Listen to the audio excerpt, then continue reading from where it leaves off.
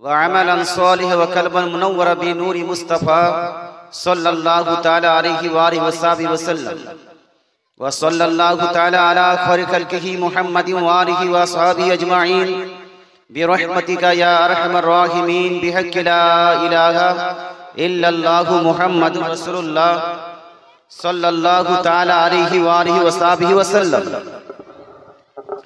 السلام عليكم ورحمة الله وبركاته. نحمدك يا من شرح صدورنا ونور قلوبنا واطلع رسوله على علوم الأولين والآخرين وعلمه علم ما كان وما يكون والصلاة والسلام على من كان نبيا وآدم بين الماء والطين. أما بعد فأعوذ بالله من الشيطان الرجيم. بسم الله الرحمن الرحيم. كل نفس ذائقة الموت. وقال النبي صلى الله تعالى عليه وآله وصحبه وسلم إذا مات الإنسان انقطع عنه عمله. وفي رواية قال رسول الله صلى الله تعالى عليه وآله وصحبه وسلم الأنبياء أحياء في قبورهم يصلون. وقال رسول الله صلى الله تعالى عليه وآله وصحبه وسلم مررت على موسى ليلة أسري بي عند الكثيب الأحمر وهو قائم يصلي في قبره. صدق الله العظيم وصدق رسوله النبي الأمين المتين الكريم ونحن على ذلك من الشاهدين والشاكرين والذاكرين والحمد لله رب العالمين. সমস্ত প্রশংসা হামদ সানা তারিফ একমাত্র মহান প্রতিপালকের দরবারে নিবেদিত, যিনি এক অদ্বিতীয়, যিনি অক্ষয় অব্যয়, যিনি নিরাকার, যিনি নিরাকার নিরাকার নিরাকার। যে মহান রব্বুল আলামিনের প্রসঙ্গে আহলে সুন্নাতুল জামাতের বিশ্বাস এবং আকীদা হলো there is no shape of Almighty Allah, there is no picture of Almighty Allah, there is no any body of Almighty Allah, there is no any statue of Almighty Allah in the universe. আমরা বিশ্বাস করি যে আল্লাহ তাআলার কোনো আকার নেই, আল্লাহ তাআলার কোনো আকৃতি নেই। আল্লাহ তাআলা দেহ থেকে পাক ও পবিত্র, অঙ্গ প্রত্যঙ্গ থেকে পাক ও পবিত্র। সে মহান রব্বুল আলামিনের এই পৃথিবীতে কোনো ছবি পাওয়া যাবে না। কায়নাতের মধ্যে আল্লাহ তাআলার কোনো আকৃতি বা আল্লাহ তাআলার কোনো মূর্তি পাওয়া যাবে না। সে মহান রব্বুল আলামিন আমাদের এই পবিত্র মাহফিলে আমাদেরকে পার্টিসিপেট করার এবং ইসলামিক আলোচনা শ্রবণ করে নিজের ইসলামিক জ্ঞানকে বৃদ্ধি করার শক্তি প্রদান করেছেন। ইসলামিক জ্ঞান অর্জন করা এটা হলো প্রত্যেক মুসলমানের জন্য ফরজ।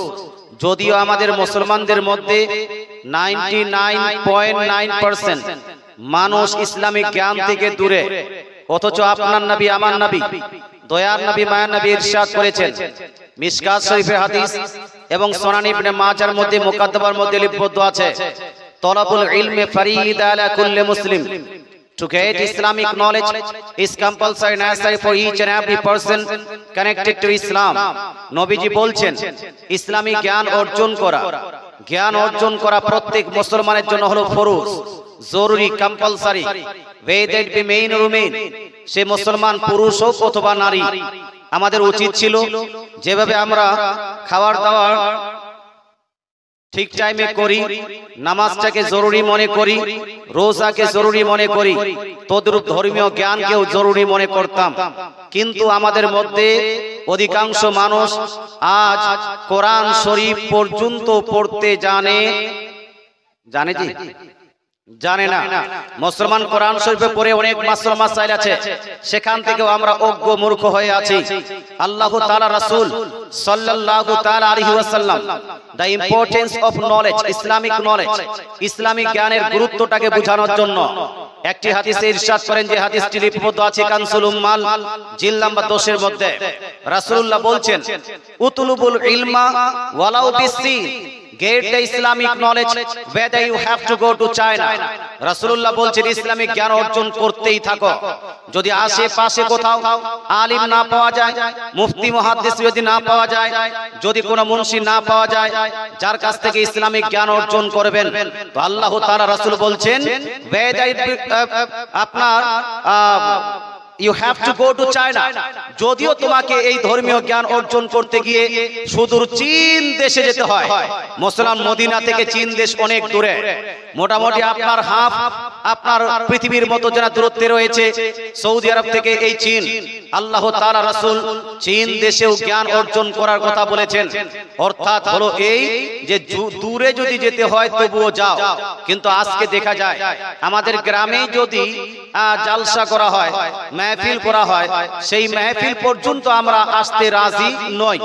মুসলমান ইসলামিক জ্ঞান অর্জন করা হয় এই মসজিদে ইমাম সাহেব খুতবা দেন এবং ইসলামিক জ্ঞান বিতরণ করেন। কিন্তু কিছু মানুষ এমন আছে 5 ওয়াক্তের নামাজ তো পড়ে না, শুধু জুম্মার দিনে নামাজ পড়তে যাবে তো ঘড়ি দেখবে এখন তো মৌলভী সাহেব বক্তৃতা করবেন, বক্তৃতাটা শেষ হোক তারপরে যাব, অর্থাৎ সেখানেও সে বক্তৃতা শুনবে না। ইসলামিক জ্ঞান অর্জন করা জরুরি। আমরা আজকে কিছু জানি না বাবা, ঈমান কাকে বলে একটা মানুষ সংজ্ঞা দিতে পারবো না। ইসলামের সংজ্ঞা আমাদের ঠিকভাবে জানা নাই। কোরআন শরীফের সংজ্ঞা ডেফিনেশন আমাদের জানা নাই। কোরআন শরীফের কোন আয়াত, কোন আপনার সূরা যদি আপনার পাশে পেশ করা হয়, আপনার কাছে তেলাওয়াত করা হয়, তার তরজমা পর্যন্ত আপনি বলতে পারবেন না। যাকাতের মাসলা থেকে আমরা অনেক দূরে, রোজার মাসলা থেকে আমরা অনেক দূরে। প্রতিটা পদক্ষেপে আমাদের মৌলভী সাহেবের দরকার পড়ে। আমরা নিজে করে যেন কোনো জ্ঞান অর্জন করতে পারি না। তাই আপনাদের উদ্দেশ্যে বলছি, জ্ঞান অর্জন অবশ্যই করুন, নিজে জ্ঞান অর্জন করুন, নিজের সন্তান সন্ততিকে ইসলামিক জ্ঞানে জ্ঞানী করুন। আমি বলছি না যে স্কুল কলেজ ইউনিভার্সিটিতে পড়ানো বা সেখানে অ্যাডমিশন করানো এটা হারাম, না না। আপনার ছেলে হোক অথবা মেয়ে, আপনি স্কুলে পড়াবেন, আপনি কলেজে পড়াবেন, আপনি ইউনিভার্সিটিতে পড়াবেন, দুনিয়াবী জীবনকে কমফোর্টেবল করার জন্য, দুনিয়াবী জীবনকে ভালো করার জন্য এই দুনিয়াবী শিক্ষাটা হলো তার জন্য জরুরি। কিন্তু ভাই, যেহেতু আপনি একজন মুসলিম, আপনাকে দুনিয়াবী শিক্ষার পাশাপাশি আখিরাতের শিক্ষা, ইসলামী শিক্ষা, ধর্মীয় শিক্ষাটাকেও গুরুত্ব দিতে হবে। আপনার ছেলে মাধ্যমিক যদি না পাস করে আপনার মাথা হেড হয়ে যাবে। মুসলমান আপনার ছেলে, আপনার মেয়ে যদি উচ্চ মাধ্যমিক পাস না করে আপনি মাথা তুলে সমাজে কথা বলতে পারেন না। আপনি ভাবুন তো, মাধ্যমিক উচ্চ মাধ্যমিক না পাস করলে আপনি যদি সমাজে মাথা তুলে বেড়াতে না পারেন, তাহলে আপনার ছেলে, আপনার মেয়ে কোরআন শরীফ পর্যন্ত শুদ্ধ করে পড়তে জানে না। কিয়ামতের দিন আল্লাহর দরবারে আপনি মাথা তুলবেন কিভাবে? কিয়ামতের দিন রাসূলের দরবারে আপনি মাথা তুলবেন কিভাবে? এই জন্য বলছি ভাই, আপনাদের জরুরি হলো এই যে নিজেও ইসলামিক জ্ঞানে জ্ঞানী হব, নিজের সন্তান সন্ততিকেও ইসলামিক জ্ঞানে জ্ঞানী করব। সুবহানাল্লাহ। কথা কি বুঝতে পারলেন? একটু স্পিডে বলে গেলাম, কারণ জানি যে এখানে সব জ্ঞানী গুণী বুদ্ধিজীবী মানুষরাই বসে আছে, বুঝতে পারবে। সেই মহান রব্বুল আলামিন আজকের এই পবিত্র রাত্রির মাধ্যমে আমাদেরকে ইসলামিক জ্ঞান অর্জন করার তৌফিক দান করেছেন।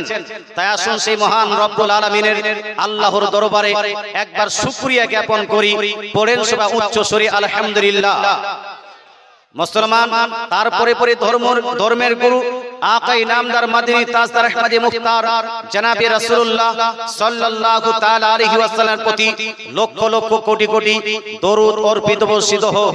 আসুন আমরা সবাই মিলে একবার মহব্বতের সহিত, প্রেমের সহিত, ভালোবাসার সহিত দরুদ শরীফ পাঠ করি। পড়েন সবাই আল্লাহুম্মা সাল্লি আলা সাইয়্যিদিনা মাওলানা মুহাম্মদ ওয়া আলা আলি সাইয়্যিদিনা মাওলানা মুহাম্মদ সাল্লাল্লাহু তাআলা আলাইহি ওয়া সাল্লাম। এই কয়েকদিনের মধ্যে দুইটি খবর আমাদেরকে খুব ব্যথিত করেছে। এক, পশ্চিম বাংলার বুকে 26,000 চাকরিজীবী চাকরি থেকে হাত ধুয়ে নিয়েছে, অর্থাৎ 26,000 ছেলে মেয়েদের চাকরি গেল। এটা আমাদেরকে খুব ব্যথিত করেছে। এখন নিজের ছেলেকে চাকরি করানো আপনার ভয় লাগবে যে চাকরি পাবে কোন সময় যে পালিয়ে যাবে কোনো ঠিক নাই। মুসলমান, এই ঘটনাটা আমরা চাই না যে দ্বিতীয়বার কোনোদিন হোক। আল্লাহ তাআলা আমাদের এই সমস্ত চাকরিজীবী ছেলেদেরকে এবং মেয়েদেরকে সবুর করা এবং সঠিক যদি তারা যোগ্য বিজ্ঞ হয়ে থাকেন তাহলে পুনরায় তাদের চাকরির ব্যবস্থা করে দেব, বলেন আমিন। 2 নাম্বার, হিন্দুস্তানের বুকে বর্তমান একটি আপনার খবর খুব গরম চলেছে। খবরটা হলো এই, কয়েকদিন আগে পার্লামেন্টে একটি বিল পাস হলো, যেই বিলটির নাম হলো ওয়াকফ অ্যামেন্ডমেন্ট বিল, ওয়াকফ তারমিমি সংশোধনীয় বিল। মুসলমান, আপনাকে বলতে চাই এই ওয়াকফ বিলের মাধ্যমে মুসলমানদের উপর কতটা নির্যাতন করা হয়েছে, কতটা অত্যাচার করা হয়েছে সেটা হয়তো আপনি এখন বুঝতে পারেননি বলে আজ পর্যন্ত মুসলমানরা ঠিকভাবে পথে নামতে পারলো না, তার প্রতিবাদ করতে পারলো না। মুসলমান দেখেন, ভারতের বুকে একটা মসজিদ নিয়ে কয়েক বছর ধরে মোকদ্দমা চলেছে, লড়াই চলেছে। সেই মসজিদটার নাম হলো বাবরি মসজিদ, নাকি ভাই? বাবরি মসজিদ কি আর আছে? হানা বলুন, আছে? নাই। বাবরি মসজিদ ফয়সালা হয়ে গেছে তাদের। মুসলমান বাবরি মসজিদকে ভেঙে দিয়ে সেখানে রাম মন্দির তৈরি করা হচ্ছে। আল্লাহ তাআলা আমাদেরকে সবুর করার তৌফিক দান করুক, বলেন আমিন। মুসলমান, বাবরি মসজিদ চলে যাওয়ার পর মুসলমান অনেক ব্যথিত হয়েছে, লাঞ্ছিত হয়েছে, বঞ্চিত হয়েছে। মুসলমান চায় না যে কোন মসজিদ আল্লাহ তাআলার ঘর অন্যদের হাতে চলে যাক। আজকে আপনাদের গ্রামের মসজিদ যদি অন্যরা কবজা করে নেয়, আপনি সহ্য করতে পারবেন? সহ্য করতে পারবেন? আপনার মসজিদকে কবজা করলে আপনি সহ্য করতে পারবেন না। আপনার মাজারকে কেউ যদি কবজা করে, নন মুসলিম ব্যক্তিরা, হিন্দু ব্যক্তিরা, তাহলে আপনি সহ্য করতে পারবেন না। কিন্তু জানেন, ওয়াকফ অ্যামেন্ডমেন্ট বিল যে পাস করা হয়েছে, এই পাস করার পরে শুধু আপনার একটা মসজিদ নয়, হাজার হাজার মসজিদ এই মুসলমানের হাত থেকে বেরিয়ে গেছে। হাজার হাজার মসজিদের আপনার অধিকার আপনার থাকবে না। আপনার হাজার হাজার মাজারের অধিকার আপনার হাত থেকে চলে গেছে, হাজার হাজার কবরস্থানের অধিকার আপনার কাছে চলে গেছে। কারণ প্রত্যেকটা মাজারের, প্রত্যেকটা মসজিদের কাগজ খুঁজে আপনি পাবেন না। ওয়াকফের এতগুলো জানা জমি আছে, যেই জমিগুলো আপনি গণনা করে শেষ করতে পারবেন না। ওয়াকফ এমন একটি সম্পত্তি, যেই সম্পত্তির হেফাজত করা, যেই সম্পত্তির আপনার কি বলছে রক্ষা করা, এটা প্রত্যেক মুসলমানের জন্য হলো ফরজ। এটা কি? মুসলমানের জন্য হলো ফরজ। আলা হযরত আসিমুল বরকত মুজাদ্দিদ দ্বীন মিল্লাত আলাইহি রাহমাতুল ইসলাম কে জিজ্ঞেস করা হয়েছিল, ইয়া হুজুর, যদি কোনো ব্যক্তি ওয়াকফের জমিনে কবজা করতে চায়, নাজায়েজ কবজা করে, তাহলে মুসলমানদের করণীয় কি? আলা হযরত আজ থেকে প্রায় 150 বছর পূর্বে ফতোয়া দিয়েছেন যে কোন মুসলমানের যদি আপনার ওয়াকফের জমিনে অন্য কেউ যদি কবজা করে, সেই আপনার জমিনের উপর কেউ যদি জুলুম করতে চায়, সেটা যদি হাতিয়ে নেওয়ার চেষ্টা করে, তো প্রত্যেক মুসলমানের জন্য জরুরি কম্পালসারি হলো সেই ওয়াকফের জমিনকে রক্ষা করা। জোরে বলে সুবহানাল্লাহ। মুসলমান, ওয়াকফ অ্যামেন্ডমেন্ট বিলের মাধ্যমে মুসলমানের হাতে যেটা ছিল, এটা এখন মুসলমানদের হাতে থাকবে না, সরকারের হাতে চলে গেছে। সরকার শুধু নয়, আমাদের ভারতের সরকার, আপনি ভালো করে যাবেন, ভারতের সরকার মুসলমানদের হিতে কাজ কম করে। এই জন্য তো 370 কে পাস করে নিয়েছে, আপনার সিএএ কে পাস করে নিয়েছে, এনআরসি কে লাগু করার চেষ্টা করছে। মুসলমান 3 আর ট্রিপল তালাককে নাজায়েজ বা অবৈধ বলে ঘোষণা করে দিয়েছে। মুসলমান, আপনাকে বলতে চাই, এসব মুসলমানদের পার্সোনাল যে বিষয়গুলো, সেটার উপর হস্তক্ষেপ করে মুসলমানের যে অধিকার, সাংবিধানিক যে অধিকার, সেই অধিকারটা পর্যন্ত কেড়ে নিয়েছে। হে মুসলমান, আপনাকে বলতে চাই, তাই সরকারের হাতে গেলে যে সংরক্ষিত থাকবে, এই ধারণা আপনার ভুল। ওয়াকফের জমিন সরকারের হাতে গিয়ে সংরক্ষিত থাকবে ভাই? ভালো থাকবে? থাকবে না। আল্লাহ তাআলা আমাদের সবাইকে এই ওয়াকফ অ্যামেন্ডমেন্ট বিলের বিরুদ্ধে কথা তোলার, আওয়াজ তোলার এবং প্রতিবাদী মিছিল করার তৌফিক দান করুক, বলেন আমিন। যাই হোক, একবার দরুদ শরীফ পড়ি।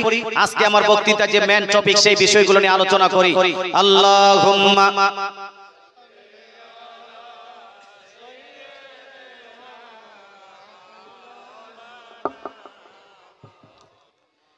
ওয়া আলা আলি সাইয়্যিদিনা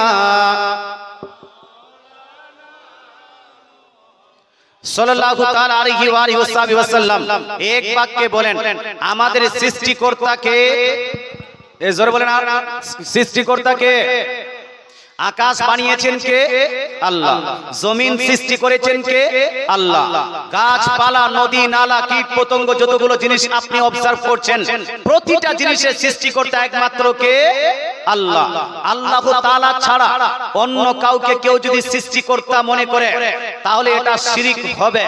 আমাদের বিশ্বাস হবে we must believe, আমাদের বিশ্বাস করতে হবে each and everything is created only by Almighty Allah। যাহা কিছু পৃথিবী কায়নাতের মধ্যে যাহা কিছু আছে প্রত্যেকটা জিনিস সৃষ্টি করেছেন একমাত্র কে? আল্লাহ। মুসলমান ইসলাম গ্রহণ করার পরে একজন মানুষের সবথেকে বড় গুনাহ হলো শিরক করা। কি করা ভাই? শিরক করা। মুসলমান আপনাকে বলতে চাই আল্লাহ তাআলা কোরআন শরীফের মধ্যে সূরা নিসা আয়াত নাম্বার 49 এর মধ্যে 48 এর মধ্যে ইরশাদ করেন ইন্নাল্লাহা লা ইয়াগফিরু আন ইউশরাকা বিহি ওয়া ইয়াগফিরু মা দুনা যালিকা লিমান ইয়াশা। নিশ্চয় আল্লাহ তাআলা শিরককারীর গুনাহ কখনো maaf করবেন না। শিরক ব্যতীত অন্য কোন যদি গুনাহ হয় আল্লাহ চাইলে maaf করে দিবেন। মুসলমান তাহলে শিরক একটা হলো সবথেকে বড় গুনাহ। শিরক করলে মানুষ মুসলমান থাকে? এই মুসলমান থাকে? শিরক করলে মানুষ মুসলমান থাকে না, ইসলাম থেকে খারিজ হয়ে যাবে, তার স্ত্রী তার বিবাহ থেকে বের হয়ে যাবে। তারপরে যদি ওই মেয়েটার সঙ্গে মিলামিশা হয়, বাচ্চা হয়, বাচ্চাগুলো হালালি হবে না, বাচ্চাগুলো হারামি সন্তান হবে। তাই শিরক থেকে সর্বদা বাঁচতে হবে। কিন্তু আপনাকে জিজ্ঞেস করতে চাই, মুসলমান নামে পরিচিত কিছু ব্যক্তি আছে, এরা সুন্নিদের উপর শিরকের ফতোয়া লাগায় কি লাগায় না? লাগায় না ভাই? সুন্নিরা যা করে এই কাজগুলোকে নিয়ে ঝামেলা করে। আপনি দোয়া করেন তারা ঝামেলা করবে, আপনি মুনাজাত করেন তারা ঝামেলা করবে।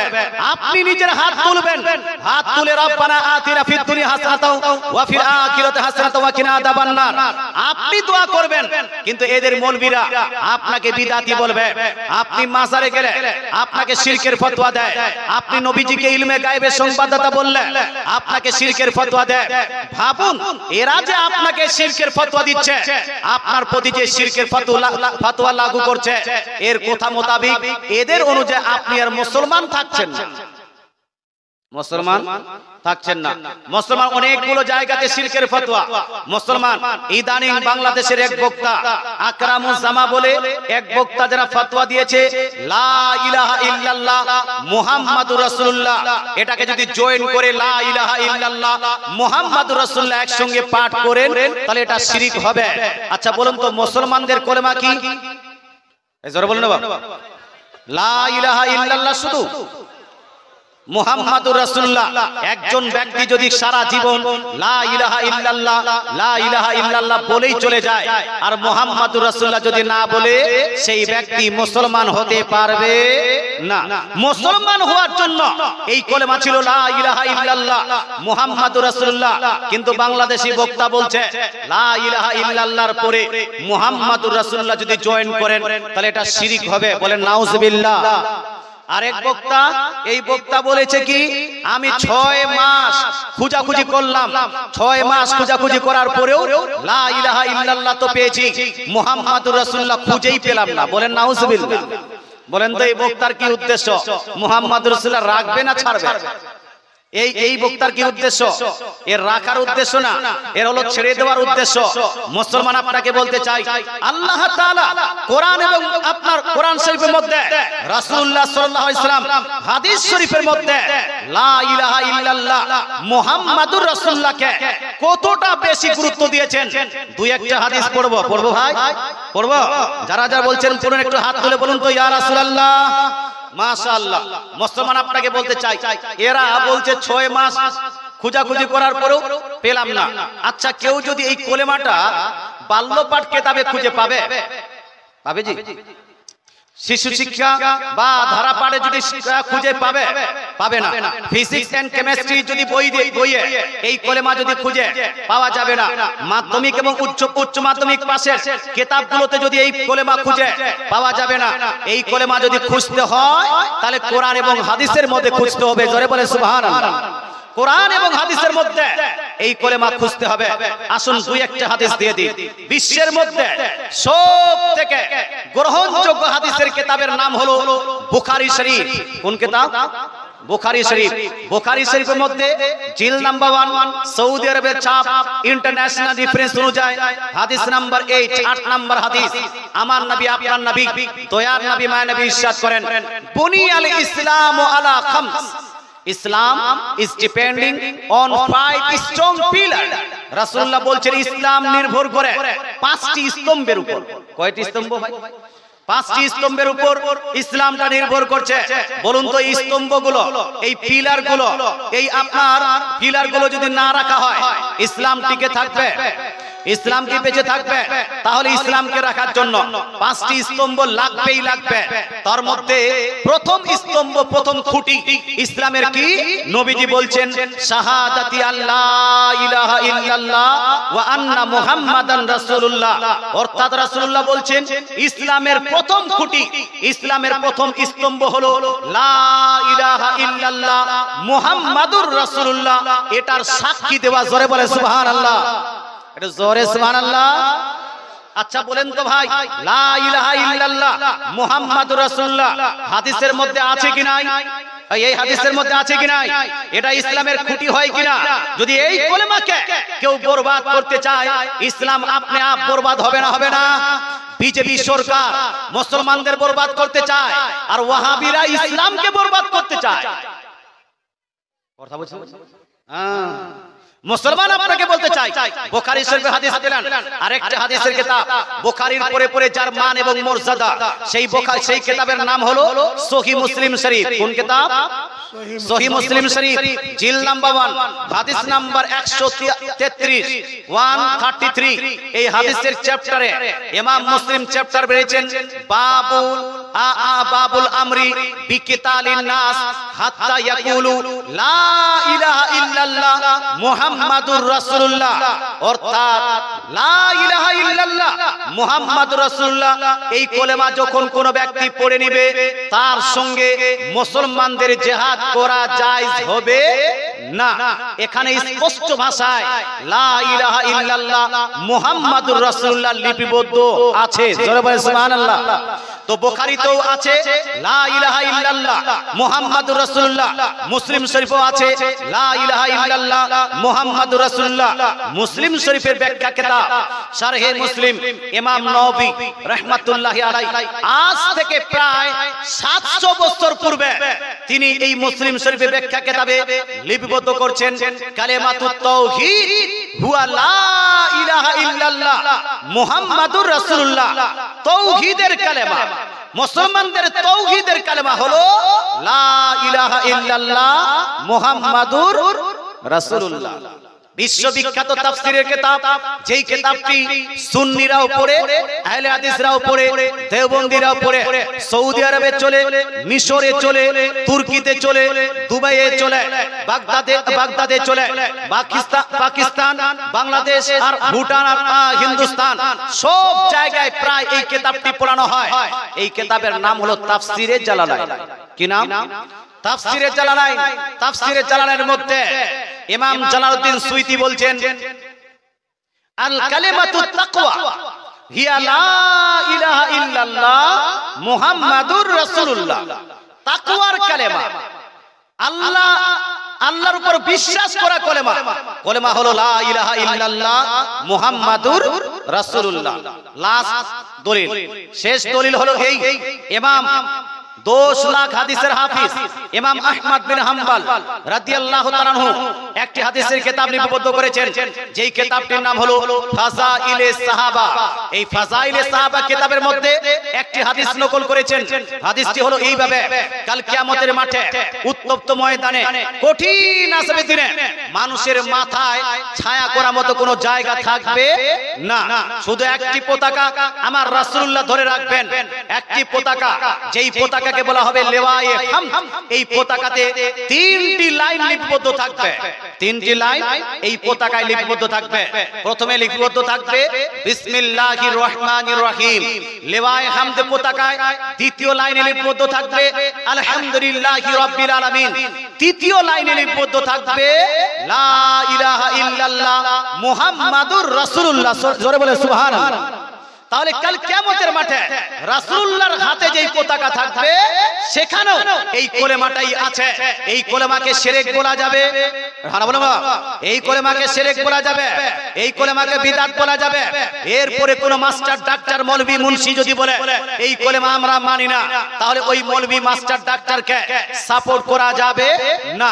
কারণ নবী একদিকে, গোটা দুনিয়া মাস্টার ডাক্তার না খলনায়ক একদিকে, একজন মুসলমান যাবে কোন দিকে? তো মুসলমানের স্লোগান হবে দয়ার নবী যেই দিকে আমরা আছি, কোরআন হাদিস যেই দিকে, সুন্নি মুসলমান সেই দিকে। মানুষ বিভ্রান্তির বেড়াজালে রাখার জন্য, আপনার মানুষকে বিভ্রান্তির বেড়াজালে রাখার জন্য কিছু মৌলভী মাস্টার ডাক্তাররা আপনার প্রচেষ্টা চালিয়ে আছে। আমাকে এখন এই রুমে আমি ছিলাম, তো রুমে একজন ব্যক্তি বলছে হুজুর একটা বিষয় নিয়ে আলোচনা করবেন। বিষয়টা কি? বিষয় বলছে হুজুর নামাজের সময় যখন আমরা আত্তাহিয়াত পড়ব তো আঙ্গুলটা এরকম করে হিলাহিলি করব কি করব না, এই উঠানামা করব কি করব না। আপনারা কি করেন? হ্যাঁ করেন। কেউ নাকি ওই মৌলভী এক ব্যক্তিকে বুঝিয়েছে যে এইরকম যদি আঙ্গুল আপনার উঠানামা করো, যতবার উঠানামা করবে ততবার শয়তানের উপর বাড়ি পড়বে, শয়তানের উপর অত্যাচার হবে। তো মানুষ যখন এটা শুনবে, এই কথা শুনবে, তখন তো এই উঠানামা করার ইচ্ছা করবে। শয়তানকে মারার ইচ্ছা কার নাই? আছে না? এর চক্করে পড়ে শয়তানকে মারার জন্য উঠানামা করা শুরু করে দিল, একটা বিদআত কাজ চালু হয়ে গেল। মুসলমান আপনাকে বলতে চাই, এই আঙ্গুল উঠানামা করলে যতবার উঠানামা করবেন ততবার শয়তানের উপর বাড়ি পড়বে। এটা কি আপনার বানানো কথা? এটা আপনার মুখের কথা? মুখের কথা যদি হয়, যদি বানানো কথা হয়, তাহলে সেটা আমরা মানবো না। আর যদি বলেন না কোরআন হাদিসের কথা, আমি বলবো না, এই কথা কোরআন হাদিসের মধ্যে নাই যে আঙ্গুল তাসাউদের মধ্যে উঠানামা করতেই থাকতে হবে। বলুন তো ভাই, নামাজ শিখিয়েছেন কে? নামাজ শিখিয়েছেন কে? নামাজের নির্দেশ দিয়েছেন কে? আল্লাহ।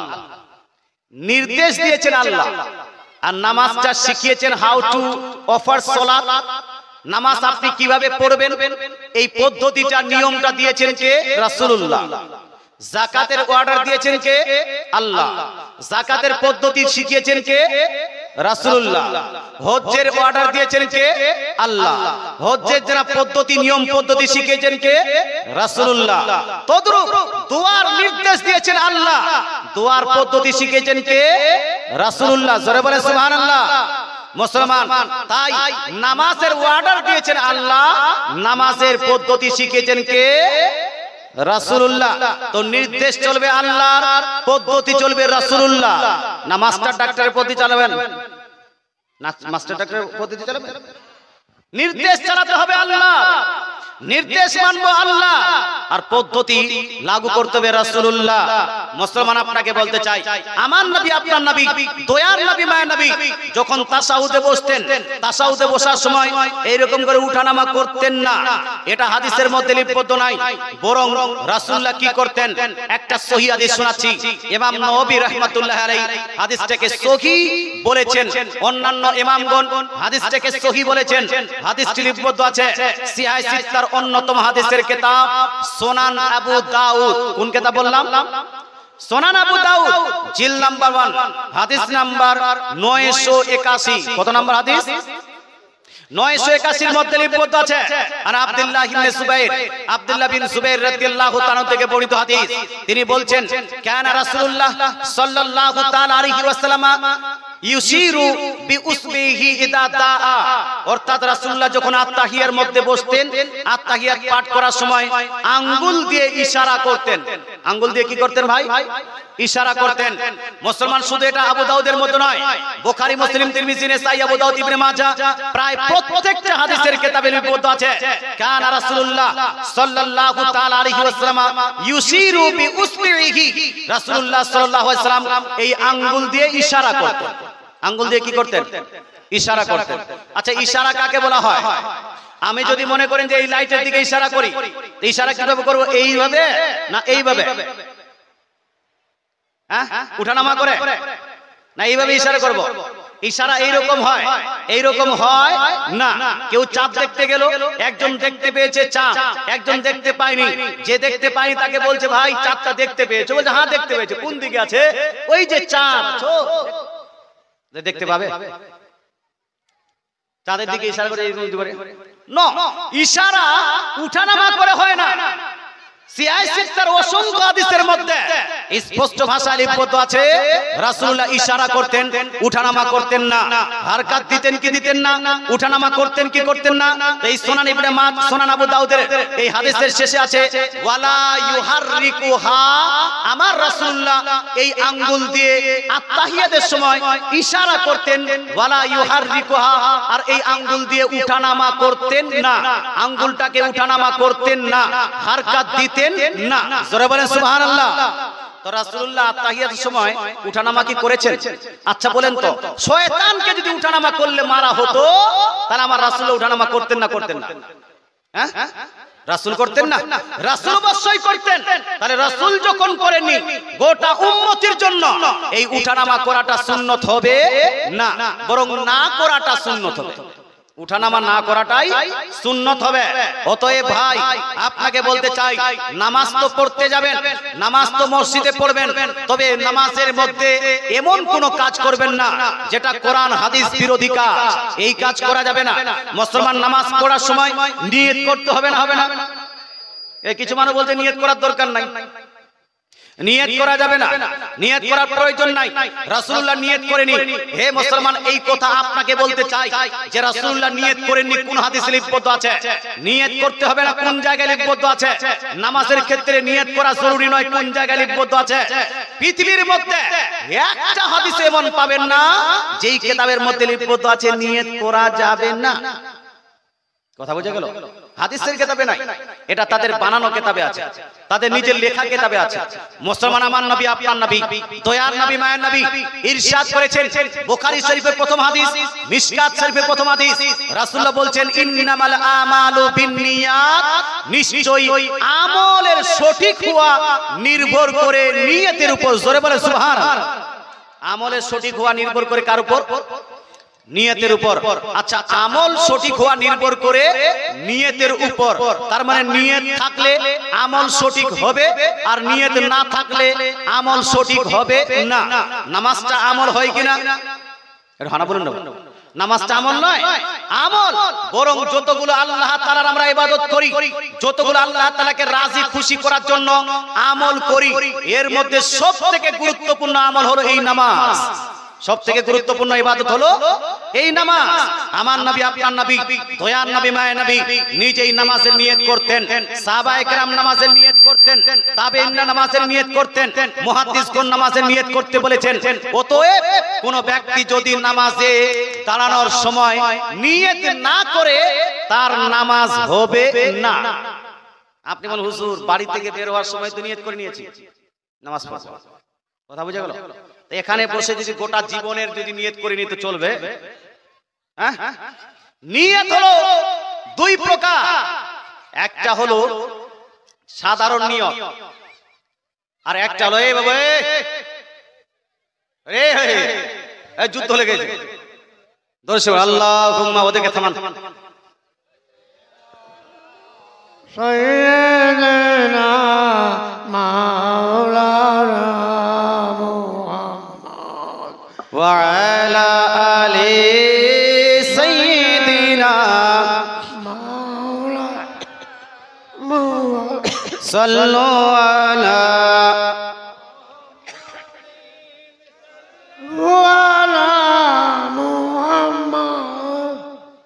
हरदम सबा से निकालो हरदम सबा से निकालो शफीआना মুহাম্মদ। তো নিয়ত হলো দুই রকম, একটা হলো সাধারণ নিয়ত আর একটা হলো আপনার ওই কি বলছে কাজের সঙ্গে জড়িত নিয়ত। সাধারণ নিয়ত নামাজের জন্য যথেষ্ট নয়, বরং কাজের সঙ্গে জড়িত নিয়তটা হলো নামাজের জন্য জরুরি। তাকবীরে তাহরিমার সময় নিয়ত করবেন, এটা হলো জরুরি। মুসলমান তাকবীরে তাহরিমা নয়, আপনি বাড়ি থেকে বের হওয়ার সময় যদি নিয়ত করেন, এটা নামাজের ক্ষেত্রে কাজ যথেষ্ট হবে না। কথা বোঝা গেল ভাই? আচ্ছা, নিয়তটা কিভাবে করবেন? নিয়ত আরবিতে করতে হবে। এটা মুফতিরা বলে না যে আরবিতেই করতে হবে, নাহলে নিয়ত হবে না। এটা কি বলেছে কেউ? না, আরবিতে করতে হবে, এটা জরুরি নয়। নামাইতু আন এইরকম নিয়ত করা এটা জরুরি নয়। নিয়ত হলো যে কোনো ভাষায় আপনি নামাজে কত রাকাত নামাজ পড়ছেন, কোন টাইমের নামাজ পড়ছেন, আপনার ইমামের পিছনে হলে ইমামের পিছনে আপনার থাকার, এটার আপনার দৃঢ় আপনার এক সংকল্প করে নেওয়া, এটা নিয়ত করে নেওয়া, এটা হলো মেন জিনিস। কথা বোঝা গেল? হৃদয় থেকে দিল থেকে এটা মেন জিনিস। আর এটাকে যদি মুখে উচ্চারণ করেন তাহলে সব থেকে ভালো হবে। আরবিক ভাষাও করতে পারেন, বাংলা ভাষাও করতে পারেন, আপনি নিজের ভাষাও করতে পারেন, ইংরেজিতে করতে পারেন। তবে নামাজ স্টার্টিং থেকে, নামাজ যদি শুরু হয়ে যায়, নামাজের শুরু থেকে সালাম পর্যন্ত অন্য কোনো ভাষা ব্যবহার করা যাবে না। আল্লাহু আকবার বলে তাকবীরে তাহরিমার মাধ্যমে নামাজ স্টার্ট হয়ে গেল। আসসালামু আলাইকুম ওয়া রাহমাতুল্লাহ, আসসালামু আলাইকুম ওয়া রাহমাতুল্লাহ, নামাজ সমাপ্ত হলো। তাকবীরে তাহরিমা থেকে সালাম পর্যন্ত মাঝখানে যতগুলো কাজ আপনি করবেন সব আরবিতে করতে হবে। কিসে করতে হবে ভাই? কেউ যদি বাংলায় তাকবীর দেয় আল্লাহ সবথেকে বড় বলে হবে না। মুসলমান কেউ যদি বাংলায় সূরা ফাতিহা তরজমা পড়ে নামাজ হবে না, অন্য সূরা যদি তরজমা পড়ে নামাজ হবে না। আপনি কি বলছে সাজদার সময় বাংলাতে বলতে পারবেন না, আরবিতেই বলতে হবে সুবহান রাব্বিয়াল আলা। আপনি রুকুতে বাংলাতে নয় বরং আরবিতেই বলতে হবে সুবহান রাব্বিয়াল আযীম। তবে নামাজের শুরু থেকে শেষ অবধি নামাজ যতটা, এর মধ্যে তো আপনি আরবিক ছাড়া অন্য কিছু ব্যবহার করতে পারেন না। কিন্তু নামাজের পূর্বে এবং নামাজের সালামের পরে বাংলা বা অন্য কোনো ভাষা ব্যবহার করা যাবে না? যাবে না? যাবে। এই জন্য নিয়তটা কেউ যদি বাংলায় করে যথেষ্ট হবে। তারপরে আসসালামু আলাইকুম ওয়া রাহমাতুল্লাহ, আসসালামু আলাইকুম ওয়া রাহমাতুল্লাহ বলে তারপরে আমরা যে দোয়া করি না? আপনারা বাদ দিয়েছেন? দোয়া করেন। এই দোয়াতে যদি আপনি বাংলাতে দোয়া করেন, আল্লাহ আমি নামাজ পড়লাম, নামাজে যে কমিটা হয়েছে যদি কোনো ত্রুটি হয়ে থাকে মাফ করো, আর নামাজটা তুমি নিজের দরবারে কবুল ও মঞ্জুর করে নাও। এইরকম যদি বাংলাতে দোয়া করেন চলবে না? চলবে না। কেন চলবে? কারণ নামাজ সমাপ্ত হয়ে গেছে, এবার আপনি যে কোনো ভাষা প্রয়োগ করতে পারেন। কথা বোঝা গেল? নামাজের ক্ষেত্রে কিছু মশলা। নামাজ স্টার্টিং এর সময় আপনি হাত বাঁধবেন, হাত যখন বাঁধবেন তো হাত উত্তোলন করবেন কান পর্যন্ত। কত দূর পর্যন্ত? কান পর্যন্ত। হাদিসটি লিপিবদ্ধ আছে আপনার সহিহ মুসলিম শরীফ জিল নাম্বার 1 হাদিস নাম্বার 881 882 এর মধ্যে, 881 882 এর মধ্যে রাসূলুল্লাহ সাল্লাল্লাহু আলাইহি ওয়াসাল্লামের প্রসঙ্গে সাহাবায়ে কেরাম বলছেন আন্না রাসূলুল্লাহ সাল্লাল্লাহু তাআলা আলাইহি ওয়াসাল্লাম কানা ইদা রাফা ইয়াদাইহি হাত্তা ইউহাদিয়া বিহিমা উযুনাইহি। অর্থাৎ রাসূলুল্লাহ যখন নামাজ স্টার্ট করতেন এই আঙ্গুল, এই আপনার হাতটা কান পর্যন্ত উত্তোলন করতেন। দ্বিতীয় হাদিসে আছে সহিহ মুসলিম শরীফে সহিহ সনদে বর্ণিত হাদিস, হাত্তা ইউহাদিয়া বিহিমা ফুরুয়া উযুনাইহি, কানের লতি বরাবর উত্তোলন করতেন। কি বলতেন? কানের লতি বরাবর উত্তোলন করতেন। লতি ধরতেন এটা নাই। কেউ আপনার তাকবীর দিয়ে আল্লাহু আকবার, এই যে লতি ধরতে হবে এরকম করতে হবে এটা নয়। হাতের তালু থাকবে পশ্চিম দিকে, হাতের আঙ্গুল এই যে বুড়া আঙ্গুল বা হাতের আঙ্গুলগুলো কান বরাবর করে নেবেন, এইরকম করে আল্লাহু আকবার বলে আপনি হাত বাঁধবেন। এইরকম আঙ্গুলটা এইরকম টাচ করতে হবে, স্পর্শ করাতে হবে, এটা কিন্তু জরুরি নয়। কান পর্যন্ত হাত তোলাটা এটা হলো নামাজের নিয়ম। হাত তুলে আল্লাহু আকবার বলে আপনি হাত নিচে নামিয়ে আসবেন। হাত বাঁধবেন কোথায়? বুকের উপরে না নাভির নিচে? কোথায়? নাভির নিচে। এটাই হলো সহিহ মারফু হাদিস দ্বারা প্রমাণিত, এটাই হলো নবীজির সুন্নাত। নাভির নিচে হাত বাঁধা সাহাবীদের সুন্নাত, নাভির নিচে হাত বাঁধা তাবেঈনদের সুন্নাত, নাভির নিচে হাত বাঁধা তাবেঈনদের সুন্নাত। নাভির নিচে হাত বাঁধাকেই সমস্ত মুহাদ্দিসগণের মধ্যে অধিকাংশ মুহাদ্দিসগণ ইমামগণ নাভির নিচে হাত বাঁধাকেই প্রাধান্য দিয়েছেন। জোরে বলেন সুবহানাল্লাহ। বুকের উপর হাত বাঁধাকে কোনো ইমাম প্রাধান্য দেন নি। বুকের উপর হাত বাঁধার কথা কোনো ইমাম গ্রহণ করেন নি, এটাকে কেউ প্রাধান্য দেননি, কারণ বুকের উপর হাত বাঁধা প্রসঙ্গে কোনো সহিহ মারফু হাদিস নাই। জোরে বলে সুবহানাল্লাহ। এই কয়েকদিন আগে হানাফি মাযহাব টিভি আপনার ফেসবুকে একটি পেজ চলে, আমি আপনাকে বলবো যারা ফেসবুক চালান তারা হানাফি মাযহাব টিভিকে অবশ্যই ফলো করবেন। হানাফি মাযহাব টিভিতে একটা মুনাজারা আপনারা লক্ষ্য করেছেন, আপনাদের পাশে এই যে আপনার ঝাড়খণ্ড কি নাম বলছে, বিক্রমপুর নাকি আছে না, এইদিকে একটা মুন্সিনা মৌলবি বার হয়েছে, এ বলেছে যে হানাফ কি বলছে বুকের উপর হাত বাঁধার সহিহ মারফু হাদিস আছে। আমাদের মুফতি সাহেবরা, মুফতি জাহাঙ্গীর আলম রেজভী সাহেব এবং মুফতি আবু বকর মিসবাহি সাহেব তার সঙ্গে যখন মুনাজারায় বসেছিল, একটা হাদিস সহিহ মারফু হাদিস বুকের উপর বাঁধতে হবে হাত, এই সংক্রান্ত একটা হাদিস দিতে পারে নাই। তাই বলতে চাই ভাই, জোর জার মুলুকতার এটা সংখ্যাগরিষ্ঠ ব্যক্তিরা হয় না? যেমন এখন বর্তমান চলছে বিজেপি সরকার, জোর জার মুলুকতার, তারা যেটা যেদিকে দিচ্ছে আপনার সমর্থন সেই দিকে পাশ হয়ে চলে গেল। কিন্তু ধর্মে কি জোর জার মুলুকতার আছে? হানা বলুন। বরং কোরআন এবং হাদিসের জোর জার মুলুকতার, কোরআন এবং হাদিসের জোর লাগাতে হবে। মুসলমান আজকাল কেউ বলে যে না দোয়া করো না, দোয়াটাকে বাদ দাও, দোয়া করে কোনো লাভ হবে না। ইমাম সাহেব দোয়া করছে, তোমার আমিন আমিন বলে তোমার কি লাভ হচ্ছে? যুক্তি মুক্তি দিয়ে দোয়াটা বন্ধ করলো। মুসলমান এটা বান্দা বলে, এটা কোনো মৌলবি বলতে পারে, মাস্টার বলতে পারে, ডাক্তার বলতে পারে, কিন্তু কোরআন শরীফের মধ্যে আল্লাহ তাআলা কোথাও বলেনি যে তোমরা দোয়া বন্ধ করে দাও। রাসূলুল্লাহ সাল্লাল্লাহু আলাইহি ওয়াসাল্লাম হাদিস শরীফের মধ্যে এই কথা বলেননি যে তোমরা দোয়া বন্ধ করে দাও, দোয়া করে লাভ কি হবে? বরং আল্লাহ তাআলা কোরআন শরীফের মধ্যে সূরা মুমিন আয়াত নাম্বার 60 নাম্বার আয়াত আল্লাহ তাআলা বলছেন উদউনি আস্তাজিব লাকুম। আল্লাহ বলেন হে আমার বান্দা বান্দীরা, তোমরা আমার কাছে দোয়া করতেই থাকো, আমি আল্লাহ তোমাদের দোয়াকে গ্রহণ করতেই থাকবো। জোরে বলে সুবহানাল্লাহ। মুসলমান আল্লাহ তাআলা বান্দাকে বলেন, বান্দা তুমি আমার কাছে দোয়া করতেই থাকো, আমি তোমাদের দোয়াকে গ্রহণ করতেই থাকবো। আল্লাহ বলেন দোয়া করো, আর মুল্লা বলছেন দোয়া ছাড়ো। এই মুল্লার দিকে যাওয়া যাবে? হ্যাঁ যাবে। আল্লাহ বলছেন দোয়া করো, মাস্টার ডাক্তার মৌলবি মুন্সিরা যদি বলে দোয়া ছাড়ো, তো আমাদের স্লোগান হবে কোরআন হাদিস যেই দিকে আমরা আছি সেই দিকে। আপনি বলেন হুজুর দোয়াটা করেন না, কিন্তু হাত তুলে করছেন কেন? এইটা তো ভালো লাগে না। হাত তুলে দোয়া করা বিদআত বলবেন, ভাগটা পৃথকটা ঠিক আছে।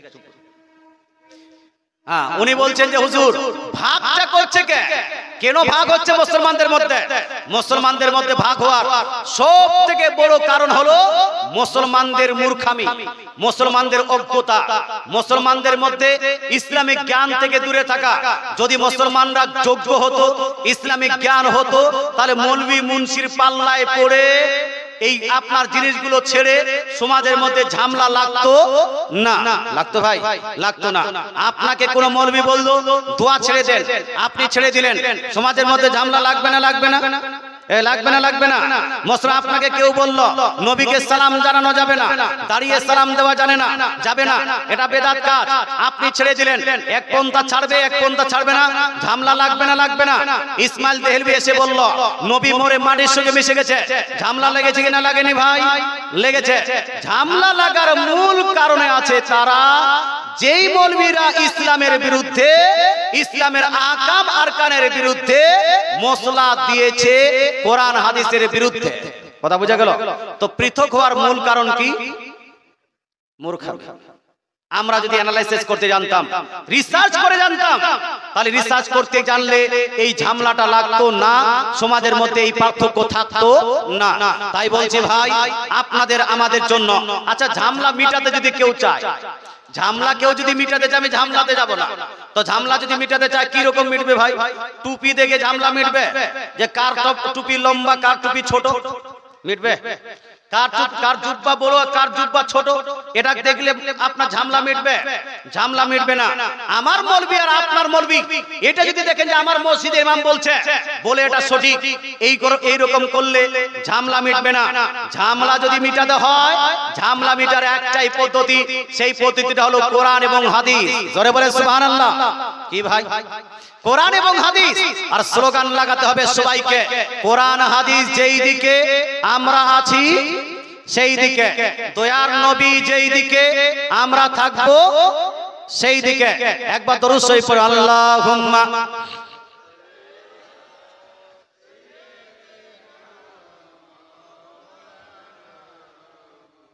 ওয়া আলা আলিহি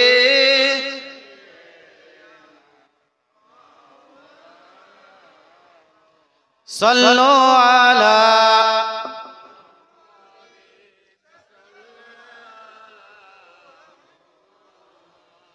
हरदम सबा से निकालो, हरदम सबा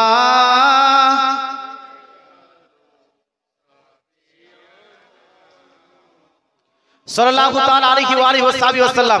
আমি আপনাদেরকে নামাজের বিষয়ে কিছু আলোচনা করছিলাম।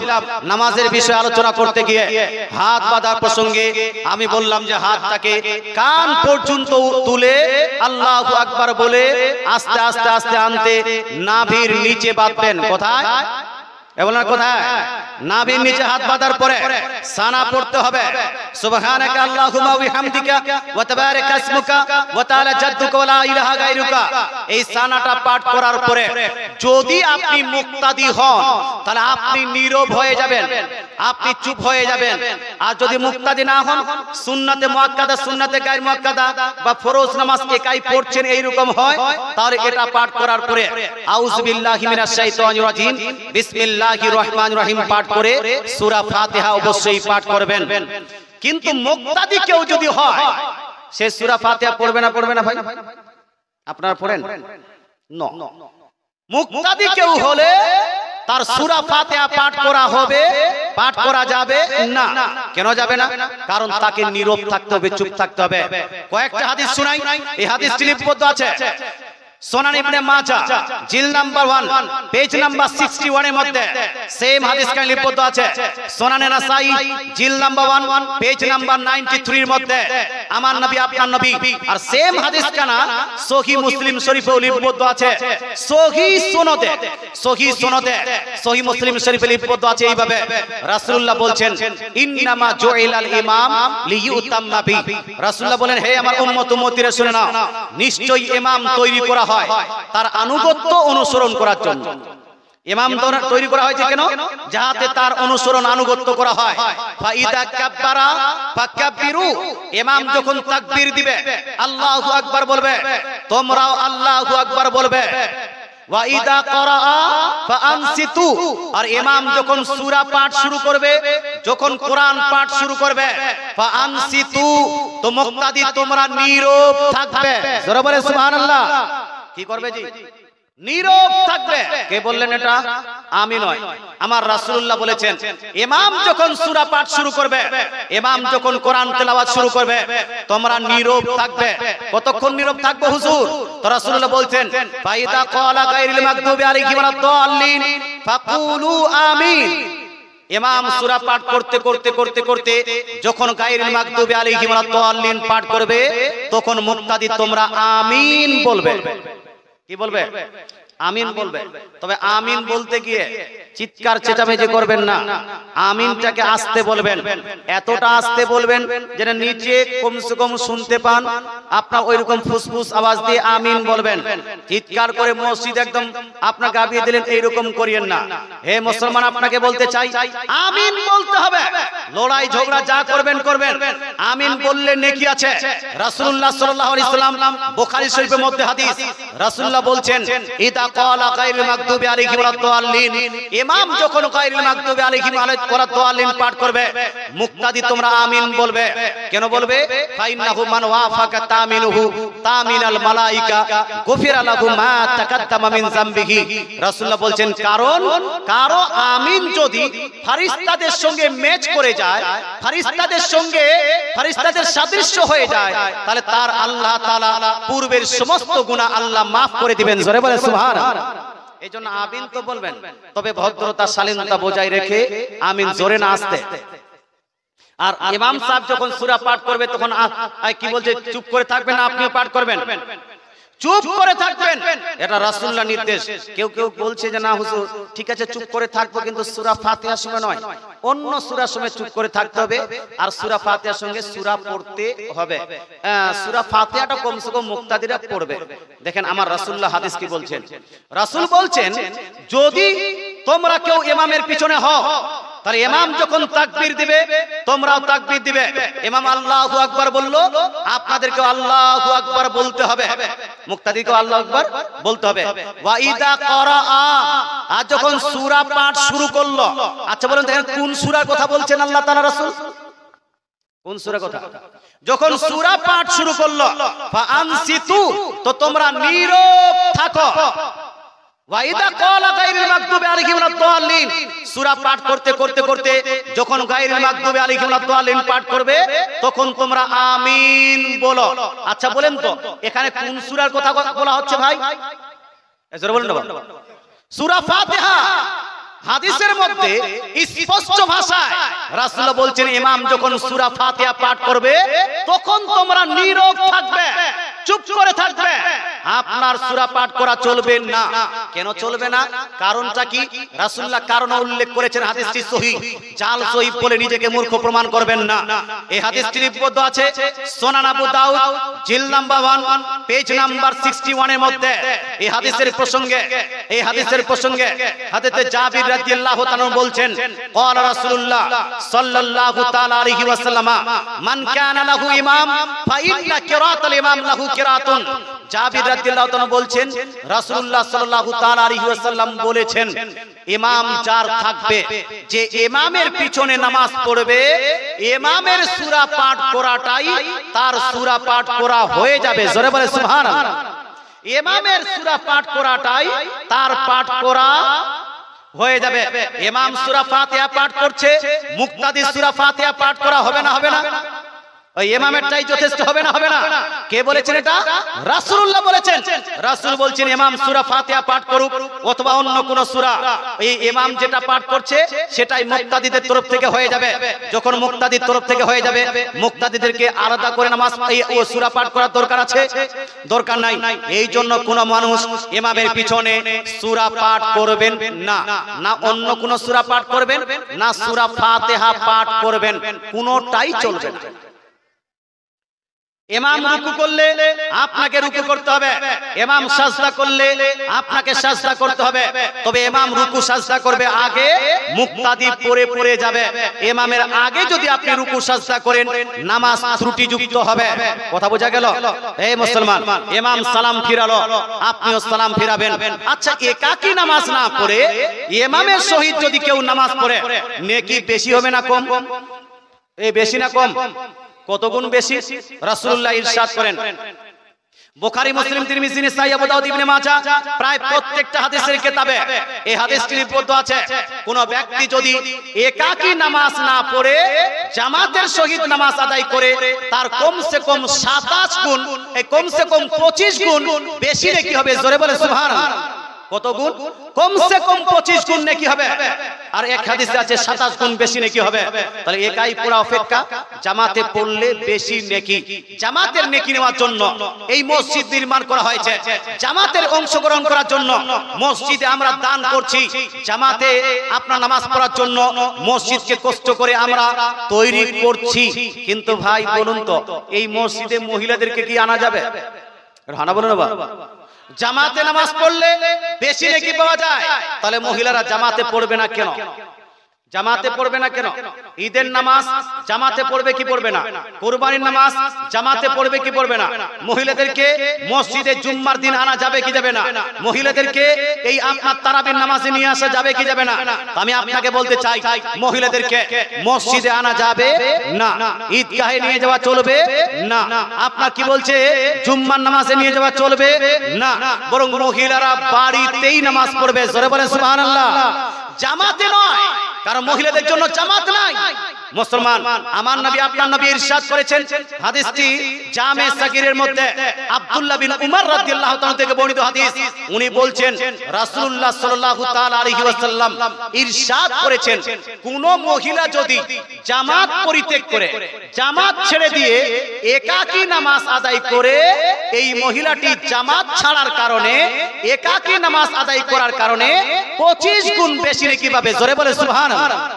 তো মহিলাদের আলাদা আর পুরুষের আলাদা হুকুম হয় কি হয় না ভাই? হয়। পুরুষরা যদি জামাতে নামাজ পড়ে 25 গুণ বেশি নেকি পাবে, আর মহিলারা যদি বিনা জামাতে নামাজ পড়ে তাহলে 25 গুণ বেশি নেকি পাবে। এই জন্য মহিলাদের জন্য বলা হয়েছে, মহিলাদের জন্য ঈদের নামাজ মাফ, কুরবানির নামাজ মাফ, জানাজার নামাজ মাফ, জুম্মার নামাজ মাফ।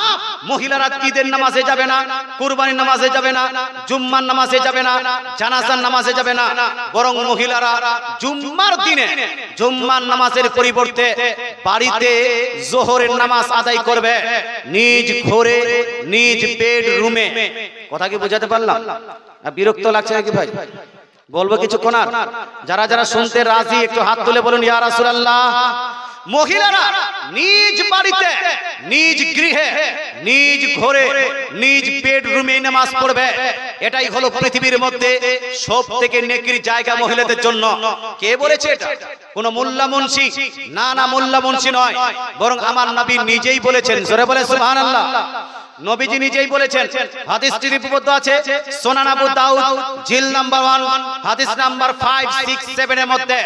567 এর মধ্যে রাসূলুল্লাহ নিজে বলছেন, বুয়ুতুহুন্না খায়রুল লাহুন্না।